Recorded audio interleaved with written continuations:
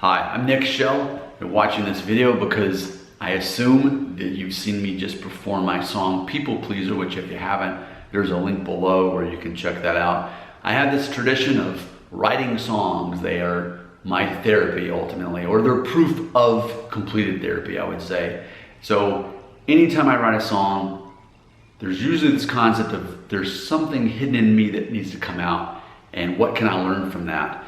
And for me, because I'm always writing songs, I usually record at least 12 a year, I'm able to kind of, in hindsight, think that's something I graduated from. So People Pleaser is a big one. I wrote this song originally back in the holidays, like November, December. During that time is when I wrote it. And I've had to rewrite it. I'd say this is, finally it got to like its fifth or sixth version of it. I rewrote it so many times. But I think it took me all this time to get it right, to understand what I am to learn from the process of writing People Pleaser. So before I get into the lyrics, I will say that something I've never seen myself as is a people pleaser. I'm the person who, like for example, peer pressure, not only have I never given in to peer pressure, but I specifically do the opposite of what other people are doing. If everyone's doing it, I will not do it. If everyone's doing it, I'll do the opposite, and I will not do it, whatever it is. So for the most part, yeah, I mean, I'm the epitome of someone who's not a people pleaser, but I would say it goes in the category of blind spot, because if you dig hard enough, you can find, no matter who you are, you can find someone in your life that you are a people pleaser for. And so I was able to figure out and unpack that. And even the concept of, I've said for years that I am not a victim, that I am someone who, you can't hurt my feelings, you can't disrespect me, you can't hurt my feelings, so that would be my choice to feel that way. But I think ultimately there's still certain people you allow to do that, and you still seek validation in your identity in certain people. So that's what this song is about. If you're a people pleaser, then you're seeking validation, at least from certain people, even if it's a few selected people. Now granted, a full-blown people pleaser, that concept is you're that way for everybody. You're trying to please everybody all the time. And I feel like the takeaway from this song in a general sense is, to some degree, some percentage, everybody's a people pleaser. Some people are closer to 100. Other people like me, maybe 5%, maybe 10%. But either way, it needs to be addressed, because I have to be reminded myself, or understand or learn for the first time, that my identity doesn't need to be awaiting validation from anyone. So that's what this song has been me unpacking, that's what I'm trying to say. Here we go, here's the lyrics to this song, People Pleaser. You might not know it from looking at me now, what's really going down here inside of my heart. I don't need to be cool. I don't want to rule the world. But do I need to be needed? And do I want to be wanted? So there's a lot of information right there. I'm going to point out something funny. The last song I did last month was called I'm Taking Over the World Today. So it's really funny that the very next song has a line saying, I don't want to rule the world. But that's the whole point of the other song, is ruling the world, meaning my own world. And here we are, this concept is I'm taking control of my own life, which is what the last song was all about specifically.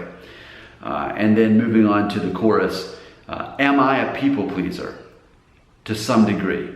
Is that the reason I keep showing up? Am I a people pleaser? It could be part of me. Maybe that's the way I feel loved. So if you care about Enneagram at all, I am Enneagram 9, Wing 8, which out of the 9 Enneagrams, there's 3 that fall in the category of people pleaser by default, and it's 9, which I am, then there's 2, which is the helper, and then even 3, the achiever. Ultimately, they also need a lot of validation.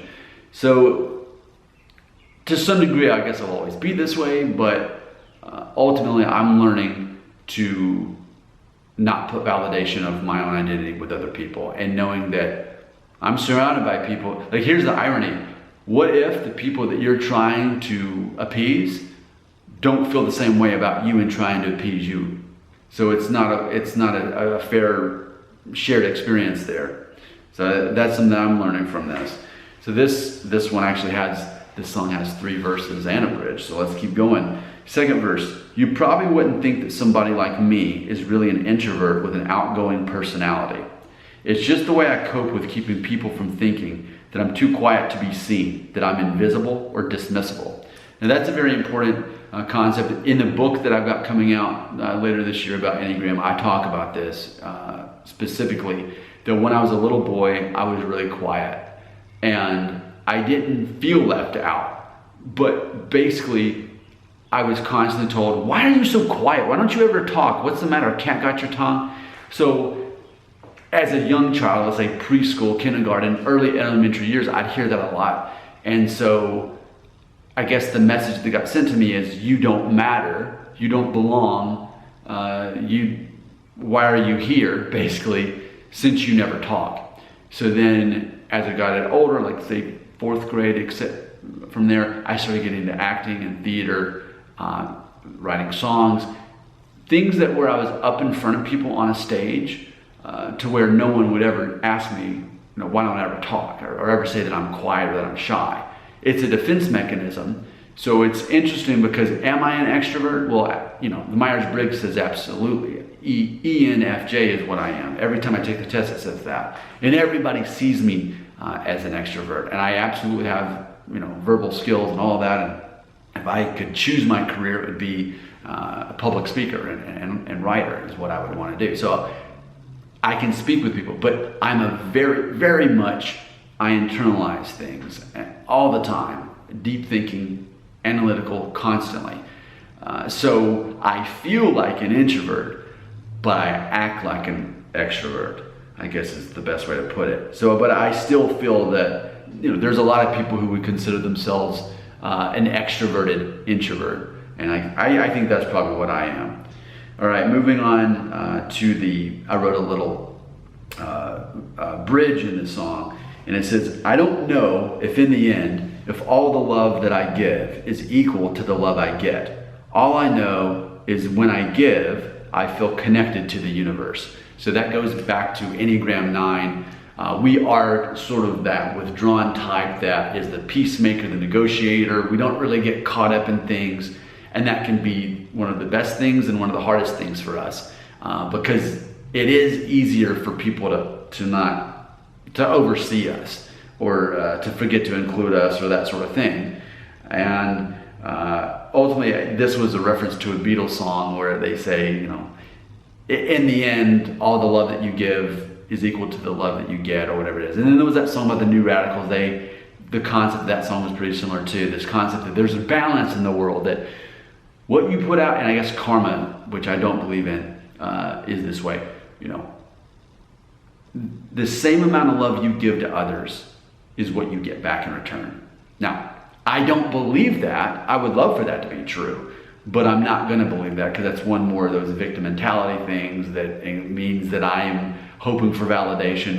If only I love people this much, they're going to love me back that much. And that's not how things actually work. That sounds nice, but it's not real. And so what I'm saying is, I'm going to love people as deeply as I can, but I'm not expecting them to be able to love me back. If they do, if they can love me back at the same level, that's awesome, but I no longer expect that to happen. And I think that is sort of how I'm understanding more now how not to be a people pleaser. Love and care for people because it's the right thing to do, and it's because you enjoy doing it and it's worth your time, but you're not doing it for any sense of reward of getting the same amount back. Otherwise, you're going to be disappointed no matter who it is. Finally, the last verse, the third verse. I started asking cosmic questions, then fell under the impression that if no one seems to see me, maybe life is void of meaning. I can't deny I feel alive and connected to the universe, for better or worse, when I give more than I receive from others. So there you go. That's the entire lyrics of the song. Took 6 months to truly actually write this song, even though in theory I wrote it in one day months ago. But this is something I've had to unpack over these months, and even in how I perceive the world, I'm like, it's not just me, everybody's this way. Like, the person that you think is the, most stoic person who expresses no emotions and never seems to feel left out or emotional about anything, based on my experience, that person still has some part of them that feels like a people pleaser. I'll tell you who definitely is a people pleaser. Any person, especially when guys say this, well, I don't care what people think about me. If you have to say that out loud, you of all people care about what people think about you. So, and that was kind of what this song was too, is I want to say the same thing. I don't care about what people think about me. And it's largely true. But are there exceptions? Yes. And let me understand that so that I can improve as a person. Thanks for watching this video. Again, I put a link below where you can watch me perform the song. Your comments belong right here.